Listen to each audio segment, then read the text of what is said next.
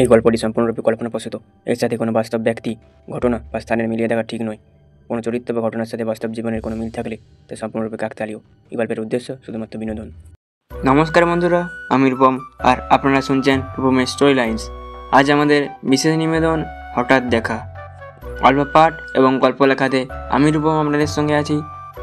আর আজকের গল্প বিশেষ নিবেদন শুনতে থাকুন। আষাঢ় মাসের দুপুর, আকাশ জুড়ে কালো মেঘের আস্তরণ।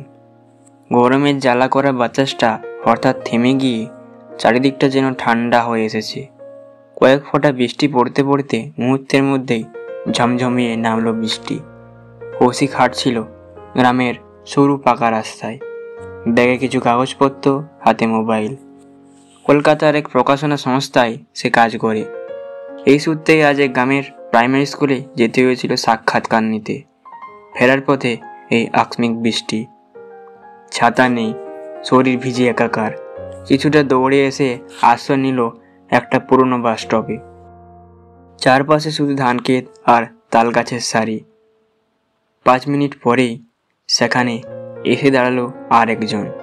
লাল সালোয়ার কামিজ পরা, চুল ভিজে, কাঁধে লেপ্টে আছে, হাতে আঁকড়ে ধরে আছে একটা বই। মনের থেকে বোঝা গেল রবীন্দ্রনাথ ঠাকুরের লেখা বই শেষের কবিতা। মেয়েটির নাম মোনালি। প্রথমে কেউ কিছু বলল না, শুধু বৃষ্টির টুপটাপ শব্দ। আর তারপর মোনালি একটু হেসেই বলল, মনে হচ্ছে আজ আর বৃষ্টি থামবে না, বাসও আসবে না। কৌশিক হেসে উত্তর দিল, হ্যাঁ, গ্রামের বাসগুলো বৃষ্টি অজুহাত নেই। অচেনা হয়েও চোখাচোখি হলো দুজনের। ভিজে বাতাসে অদ্ভুত এক স্বস্তি। সময় কাটতে কথা শুরু হলো। আপনি এখানকার? কৌশিক জানতে চাইল। না, মামার বাড়ি বেড়াতে এসেছি। আসলে শহরের মেয়ে তো আমি। আর আপনি? আমি কলকাতায় কাজ করি, তবে গ্রামে আসতে হয়েছে এই কাজের সূত্রেই। তবে গ্রামে আসতে ভালোবাসি। কথার ফাঁকে জানা হয়ে গেল মোনালি সাহিত্য নিয়ে পড়াশোনা করেছে, বই পড়তে ভীষণ ভালোবাসে। হাতে যে একটা বই ধরা, সেটা রবীন্দ্রনাথের শেষের কবিতা। কৌশিক মুগ্ধ চোখে তাকালো। অদ্ভুত মিল। আজকেই তো আমি অমিত লাবণ্যের কথোপকথন পড়ছিলাম। দুজনেই হেসে উঠল। বৃষ্টি থামছিল না। হঠাৎ মোনালি জিজ্ঞাসা করল, আপনার কোনো তাড়া নেই? কৌশিক বলল, আজ তাড়া থাকলেও কিছু করার নেই, এই বৃষ্টিতে আটকেই দিল। কিছুক্ষণে নীরবতা। বৃষ্টির ফোঁটা ধীরে ধীরে মাটিতে পড়ছিল। মোনালি বাইরে তাকিয়ে বলল, কখনো কখনো মনে হয় কিছু অচেনা মুহূর্ত হয়তো আমাদের জীবনের সবচেয়ে সুন্দর হয়ে ওঠে। কৌশিক থমকে গেল। অচেনা মেয়েটি যেন তার মনের কথাই বলে দিল। একসময় বৃষ্টি থেমে গেল। ভিজে মাটির গন্ধ চারিদিকে ছড়িয়ে পড়ল। মোনালি সাইকেল ঠেলে রওনা দিল মামার বাড়ির দিকে। যাওয়ার আগে বলে গেল, আচ্ছা, যদি আবার দেখা হয়, হয়তো ওর গল্পটা আরও বাড়বে, আরও বড় হবে। কৌশিকের মুখে অজান্তেই হাসি ফুটল। হয়তো গল্পগুলো এমনিতেই তৈরি হয়।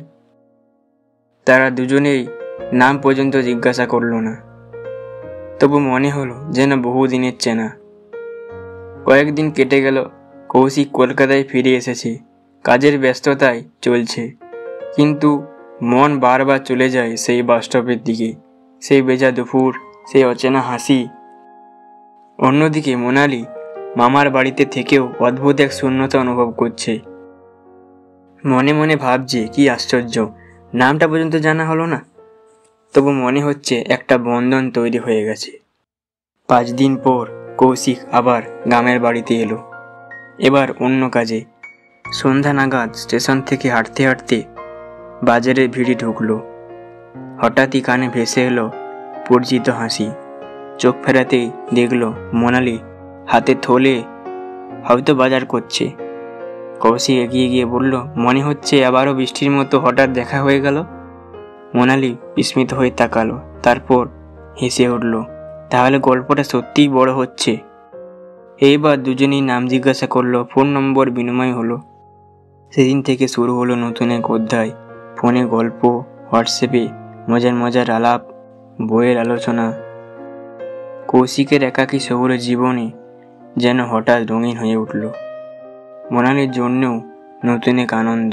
একজন আছে যে তার কবিতা, গান, স্বপ্নের গল্প শোনে। সময় গড়ালো, প্রতিদিনের কথোপকথন সময় অদৃশ্য সূত্রে বাঁধল দুজনকে। একদিন কৌশিক ফোনে বলল, জানো, তোমার হাসিটা যেন বৃষ্টির মতো, হঠাৎ আসে, সব ভিজিয়ে দিয়ে যায়।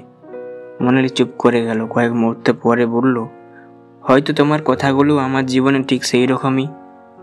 দুজনেই নীরব, অথচ মনের মধ্যে অনুচ্চারিত ভালোবাসার ঢেউ। সব সময় সব গল্প যেমন মসৃণ হয় না, তেমনি এখানেও এলো একটা জটিলতা। মোনালির পরিবার চায় তার বিয়ে হোক আত্মীয় ছেলের সঙ্গে। মোনালি স্পষ্ট করে কিছু বলেনি, কিন্তু মনের ভেতর অশান্তি বাড়ছে। অন্যদিকে কৌশিকও অফিসের কাজে ব্যস্ত, কিন্তু তার ভেতরে ভয়, যদি মোনালিকে হারায়। এক বর্ষার সন্ধ্যায় কৌশিক মোনালিকে দেখতে এলো তার মামার বাড়িতে। চুপি চুপি তারা পাশের মাঠে দেখা করলো। কৌশিক কাপা গলায় বলল, মোনালি, আমি জানি তুমি হয়তো আমাকে এভাবে ভাবোনি, কিন্তু আমি আর লুকোতে পারছি না, আমি তোমাকে ভালোবাসি। মোনালির চোখ ভিজে উঠল, ধীরে ধীরে বলল, আমিও। সেই ভেজা দুপুর থেকে তোমাকে মনে মনে ভালোবেসে ফেলেছি। দুজনেই হাতে হাত ধরা পড়ল, কিন্তু বাস্তব এতটা সহজ নয়। মোনালির পরিবার সম্পর্ক মানতে রাজি নয়। ছেলের চাকরি তেমন কিছু বড় নয়, পরিবার ভিন্ন, এমন নানা অজুহাত। মোনালি কাঁদে, কৌশিক হতাশ হয়, তবুও তারা ঠিক করে লড়াই করবে। কিছুদিনের মান অভিমান, অশান্তি, বোঝাপড়ার পর অবশেষে মোনালির বাবা মা ধীরে ধীরে রাজি হয়ে যান, কারণ মেয়ের চোখে তারা সত্যিকারের ভালোবাসা দেখেছেন। এক ভোরে বিয়ের দিন সকালে কৌশিক আর মোনালি আবারও দাঁড়ালো সেই বাসস্টপের সামনে, যেখানে প্রথমবার দেখা হয়েছিল। মোনালি ফিসফিস করে বলল, দেখলে, গল্পটা সত্যিই বড় হলো। কৌশিক হাত ধরে উত্তর দিল, আর এই গল্পের কোনো শেষ নেই। বৃষ্টির ফোঁটা যেন আবার ঝরে পড়ল আশীর্বাদ রূপে। বন্ধুরা, শেষ হলো আজকের গল্পটা আপনাদের কেমন লাগলো অবশ্যই কমেন্টে জানাবেন। যদি ভালো লাগে অবশ্যই ভিডিওটা লাইক করবেন, আর আমাদের চ্যানেলে নতুন না থাকলে অবশ্যই চ্যানেলটা সাবস্ক্রাইব করে রাখবেন এরকম আরও নতুন নতুন গল্প শোনার জন্য। আজকের মতো এখানেই রাখছি, পরের দিন দেখা যাচ্ছে একটা ধামাকাদার নতুন গল্পের সাথে। ততক্ষণের জন্য সবাই সুস্থ থাকবেন, ভালো থাকবেন, আর অবশ্যই রূপমের স্টোরি লাইন্স শুনতে থাকুন। ধন্যবাদ।